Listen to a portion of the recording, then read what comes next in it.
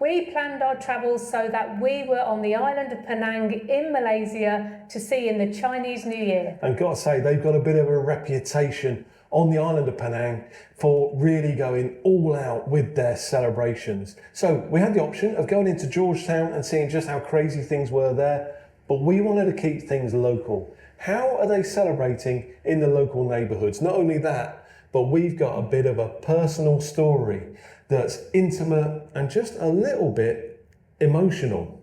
There was a couple of traditions that we really didn't know what they were all about, so we had to ask somebody, and one of them was exchanging red envelopes, and the other, there seemed to be a lot of sweeping going on and tidying up. Yeah, exactly. Yeah, so the first one, the red envelopes. Turns out red is a colour of luck in the Chinese traditions, and what you would find is that it would generally be older people putting some money in there and handing them on to unmarried or younger people. And it's a way of kind of moving the luck down the lineage of their family. So that was quite interesting. And then the sweeping and cleaning, do you remember what that was, Sarah?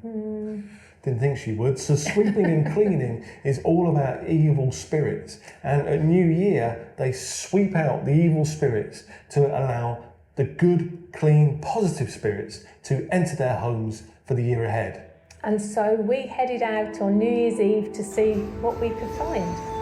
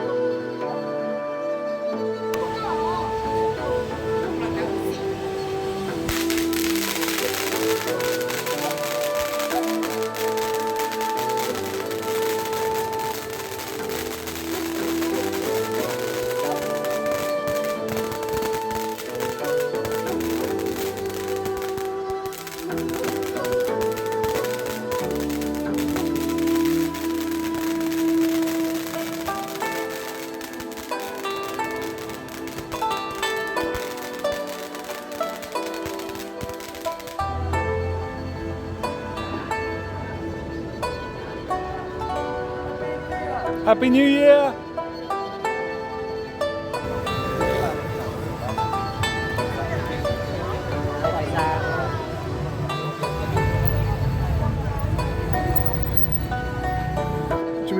All we're doing is we're just walking the streets. We were going to go into Georgetown, but we know it's going on all over Penang. It's been going on all day. New Year's Eve. And this is a bit incredible, really, Yes. because we're just seeing small families having a great time. At the you saw at the temple. That was so sweet. Yeah, no, and all the kids are having fun with the fireworks. In the UK, not necessarily the approach we take to fireworks, is Sarah? No. But what do you think?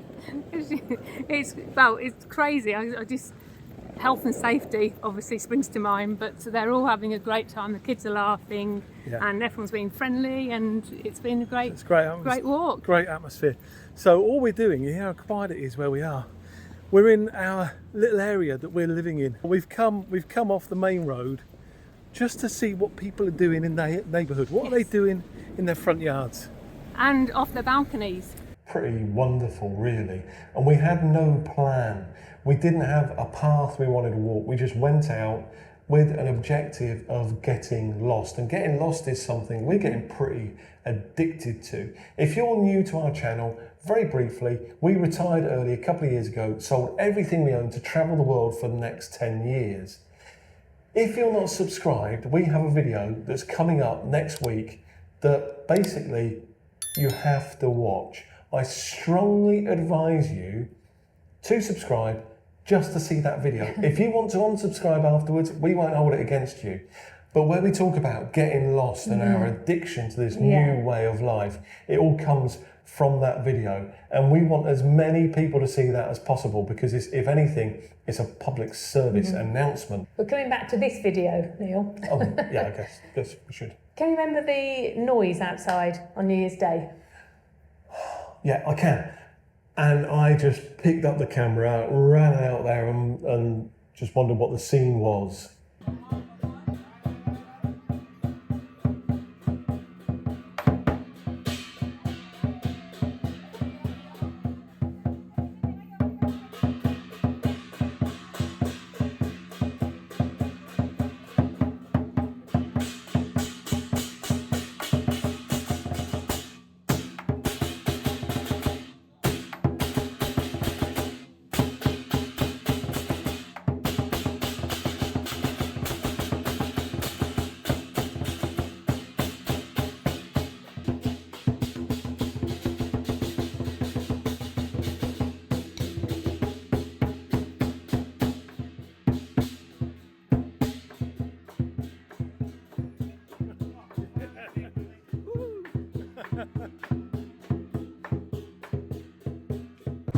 Well, this is what travel is all about, isn't it? We've come to Penang around the time of Chinese New Year because we heard they celebrate it big here. And we wanted to keep it local, so we're not right in the centre of Georgetown, we're in the periphery area. And we looked last night at all of the fun things that were going on in the area, just families enjoying themselves. And then today, just heard this noise. So I just had to pop down and see what's going on. And I got an orange. I'll explain about the oranges in a moment. I'm going to tell you a story about a friend of mine who originates from Penang. His family does. And he explained to me about what these oranges mean around Chinese New Year. That was just magical. There's no other way of putting it. Feel you're just welcomed. I just walked in and you're welcomed by the people. This is what humanity is all about. This is what it's all about. I don't even know what Chinese New Year is all about. But all I know is people are happy, people are having fun, and families are getting together. There can't be anything at all wrong with that. So what's the significance of the orange?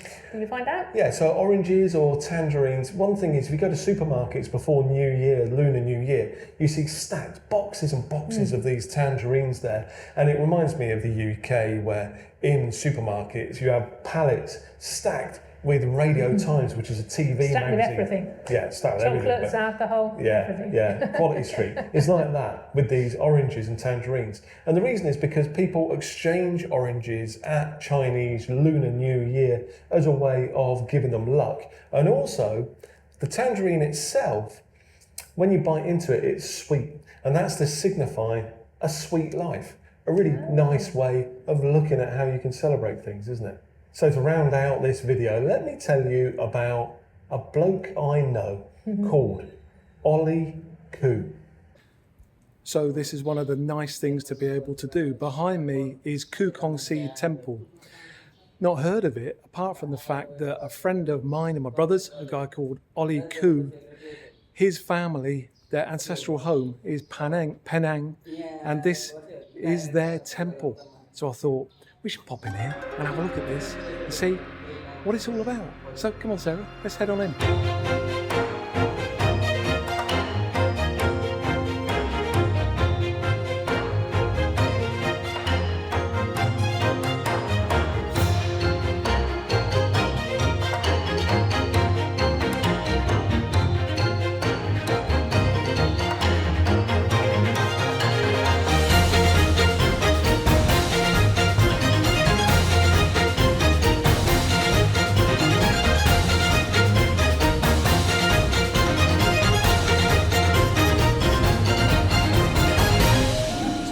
Excited, to be honest.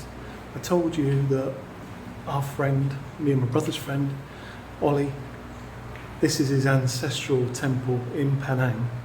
Well, I'm in contact with him while we're looking around the temple. He told us what to look for. This here, Ku Bu Leong. This is him. This is Ollie Ku. Infamy. I'm a bit taken aback.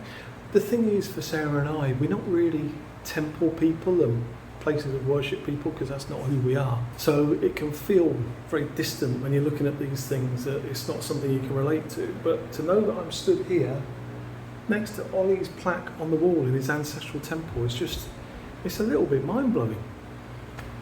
Cheers, Ollie. This is amazing.